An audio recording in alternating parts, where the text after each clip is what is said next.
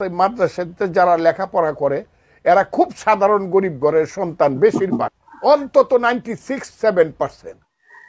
এই ফজলুর রহমান তিনি মাদ্রাসার শিক্ষকদেরকে নিয়ে এবং আলেম ওলামাদেরকে নিয়ে তিনি বারংবার কটাক্ষ করছেন।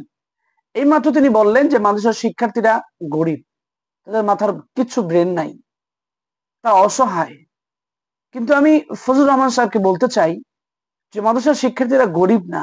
বর্তমানে আপনি যদি মাদ্রাসা জরিপ করেন তাহলে দেখবেন যে বাংলাদেশের যতগুলো মাদ্রাসার শিক্ষার্থী আছে সংখ্যাগরিষ্ঠ মাদ্রাসার শিক্ষার্থীরাই ধরতে গেলে বড় লোক। এখন বড় লোকদের সন্তান মাদ্রাসায় বেশি পড়াশোনা করে। মাদ্রাসার শিক্ষার্থীরা জাকাত ফেতরা খায় পড়াশোনা করে। আপনি যেভাবে কথা করে বললেন, আপনি কিসে পড়াশোনা করেছেন?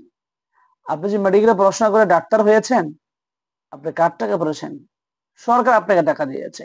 সরকার কোথায় টাকা পেয়েছে? এই গরিব যাদের বলে কটাক্ষ করলেন, তাদের মাথার ঘাম পায়ে ফেলে যে টাকা উপার্জন করেছে সেই টাকা দিয়ে ট্যাক্স দিয়েছে, আর সেই ট্যাক্সের পয়সা আপনি পড়াশোনা করে ডাক্তার হয়ে এখন সেই গরিবদেরকে অপমান করছেন। নিজের টাকায় তো ডাক্তার হন নাই, তো আপনিও এক প্রকার জাকাত খেয়ে তারপরে পড়াশোনা করেছেন।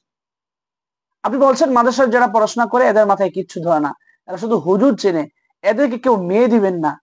আর এদের মা বোনদেরকে আপনি বলছেন এদের সন্তানও পেটে ধারণ করবেন না। তবে কার সন্তান পেটে ধারণ করবে? আপনার। কার সন্তান পেটে ধারণ করবে? কাজে মানে মুখটাকে লাগাম দেওয়ার চেষ্টা করেন। আলেম ওলামাদের বিরুদ্ধে কথা বলবার আগে নিজের মুখকে সামনে নেওয়ার চেষ্টা করেন। প্রতিবাদ শুধু আপনারা করেন না, আমরাও প্রতিবাদ করতে পারি।